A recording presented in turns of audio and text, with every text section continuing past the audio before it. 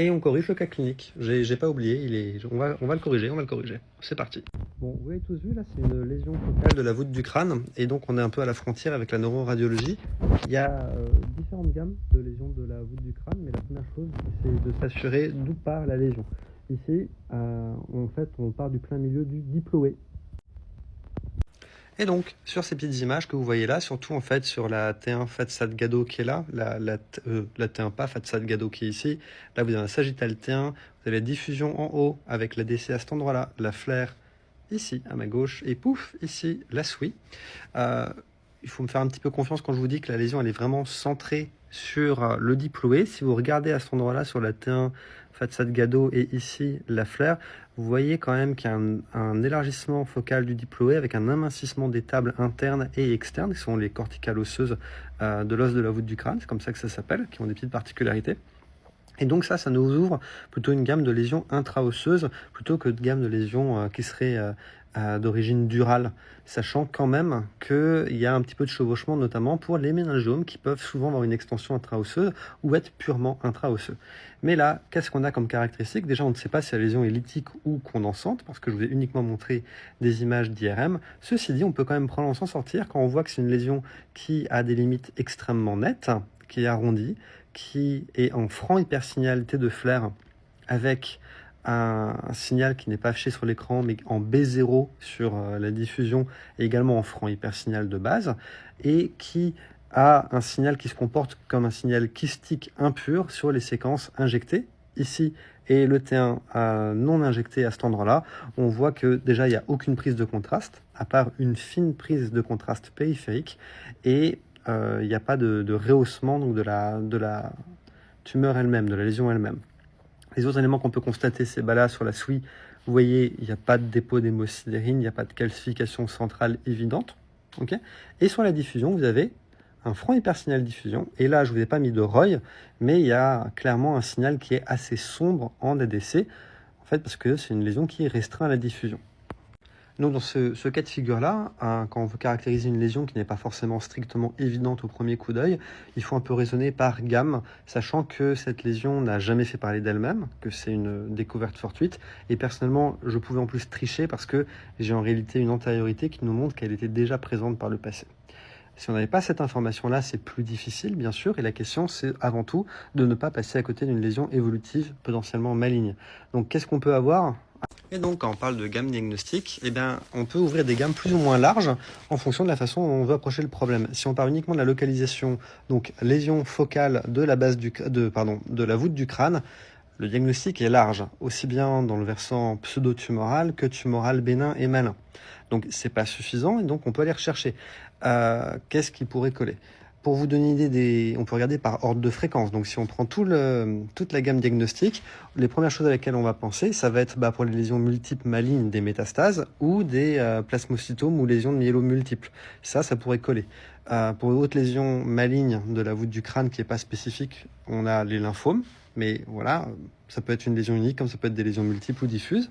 Pour des lésions bénignes, pseudo-tumorales, mais potentiellement embêtantes, il y a toute forme d'infection, donc un abcès de la voûte du crâne, c'est pas forcément le plus fréquent, mais ça arrive, donc avec une lésion intra-osseuse inflammatoire qui serait lithique en scanner et qui peut restreindre la diffusion, surtout dans sa partie périphérique ou si c'est un abcès apiogène. Autre lésion pseudo-tumorale inflammatoire, mais dans un autre contexte, le granulome eosinophile, mais qui a des caractéristiques également en imagerie particulière qui permettraient de le distinguer. Après, on peut avoir tout un tas de lésions bénignes pseudo-tumorales, comme les hémangiomes ou les malformations vasculaires. On peut avoir carrément des pièges. Un patient qui a eu une craniotomie, vous ne le sauriez pas, mais là, ça ne ressemble pas à ça. Après, il y a la gamme assez restreinte des lésions ostéocondensantes de la voûte du crâne. Donc, si on ouvre cette gamme-là, on peut avoir en pseudo-tumoral le pagé. Et le pagé peut avoir une phase lithique qui pourrait correspondre à ça. Les dysplasies fibreuses qui ont aussi des caractéristiques et qui peuvent avoir des portions un peu kystiques qui pourraient ressembler à ça. Mais souvent, c'est quand même des lésions avec d'autres anomalies visibles sur l'image. Alors que là, on a vraiment juste un truc tout rond. Donc ça colle pas trop. Après, on va avoir en lésion tumorale bénigne primitive de la voûte du crâne, comme je vous disais, le méningiome intraosseux pur. Quand même, généralement, le méningiome, il a une extension à l'intérieur du crâne avec une connexion à la dure mère qui est bien visible. En lésion pseudo-tumoral qui donne un aspect un peu kystique, mais quand même normalement un signal quasiment purement liquidien, enfin purement liquidien comme le liquide céphalorachidien, vous allez avoir les herniations intradurales de granulation de Paccioni. Pardon, je veux dire intra-osseuse de granulation de Paccioni.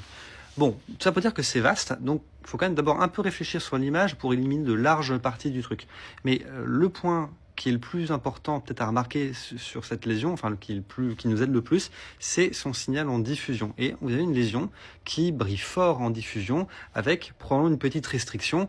Alors il y a des valeurs qu'on devrait mesurer avec une ROI, mais si vous prenez ces éléments-là et vous imaginez la lésion à un autre endroit dans le corps, en fait, le diagnostic va vous paraître quasiment évident. Parce qu'on a un signal qui est un peu impur, un peu hétérogène, mais globalement hyper T2, sans être du signal liquidien, sinon il serait noir en flair, qui est hypotéen, avec un très discret rehaussement sur du tissu périphérique, mais pas de rehaussement lésionnel et une restriction de la diffusion. Donc vous avez un signal qui est kystique impur avec une restriction de diffusion. Donc est-ce que c'est un abcès ou est-ce que c'est autre chose? Et si vous imaginez ce type de lésion sous la peau, par exemple, vous êtes tombé sur le diagnostic le plus probable, à savoir un kyste épidermoïde, c'est-à-dire un kyste qui contient des débris de kératine qui donne cet aspect qui restreint la diffusion, des débris organisés en couches qui provoquent une restriction de la diffusion, en tout cas un hypersignal de diffusion sur les images. C'est le même type de lésion que les cholestéatomes qu'il y a au niveau de l'oreille moyenne. Les kystes épidermoïdes, c'est au niveau de la peau, ça peut être ce qu'on appelle des kystes d'inclusion épidermique. Par exemple, au niveau des extrémités, le plus souvent, c'est ce qui se passe. C'est pas des lésions qui sont dans ce cas-là d'origine embryonnaire, c'est qu'il y a de la peau qui s'est retrouvée sous la peau, par exemple du fait d'un petit traumatisme par perforation, comme par exemple une aiguille plantée dans le doigt, une écharpe ou quelque chose comme ça. Il y a des endroits où ça peut être là congénital, à l'intérieur du crâne, c'est le plus souvent le cas, sur la ligne médiane, ou au niveau de l'oreille moyenne ou à d'autres endroits dans le corps. Et ça, c'est ça forme une prolifération de cellules épidermiques, que ce soit d'origine kyste d'inclusion épidermique ou d'origine congénitale, qui va former une sorte de kyste avec un contenu un peu solide, avec des débris de kératine qui donnent cet aspect particulier en imagerie. Sachant qu'en échographie, on a également d'autres éléments. Quand il s'agit d'un kyste d'inclusion épidermique, souvent on voit vraiment le pertuis ou la petite trace qui connecte à l'épiderme, et il y a un aspect un peu particulier en hyper échogène en échographie que bien sûr là on ne peut pas explorer parce que c'est complètement intraosseux. Donc la seule question maintenant que j'ai dit, ok, c'est un kyste épidermoïde, c'est ma meilleure hypothèse en tout cas dans ce cas-là, il faut pas complètement négliger parce que vous avez une lésion qui a une restriction de diffusion et des diagnostics différentiels, ce serait une lésion éventuellement hypercellulaire maligne. Les choses qui nous rassurent beaucoup, c'est l'absence de rehaussement qui nous permet également d'écarter la grande majorité des autres lésions que j'ai évoquées. Et après, on a le contexte clinique. C'est une patiente qui est complètement asymptomatique, qui n'a pas d'antécédent de néoplasie qui est connu, et en plus, moi j'ai la triche, j'ai l'antériorité. Si vous n'avez pas l'antériorité, vous pouvez éventuellement proposer un contrôle, et pour vous assurer du fait que ce soit une lésion kystique avec une sclérose osseuse périphérique bien limitée, ce qui est généralement le cas de ces lésions-là, avec éventuellement un petit scalloping, c'est-à-dire un aspect légèrement lobulé autour de la lésion, qui va avec cet amincissement ici des tables internes et externes, c'est vous faites un scanner pour mieux évaluer le centre de la lésion. Donc voilà, c'est tout. Voilà, pour moi, c'est lésion, signal kystique impur qui ne se rehausse pas de la voûte du crâne et qui restreint la diffusion. Une fois que je suis à peu près sûr d'avoir écarté les causes malignes, j'ai signé probable kyste épidermoïde. On peut éventuellement contrôler. Quand c'est sous la peau, par exemple, il n'y a pas besoin. On a le diagnostic, c'est sûr.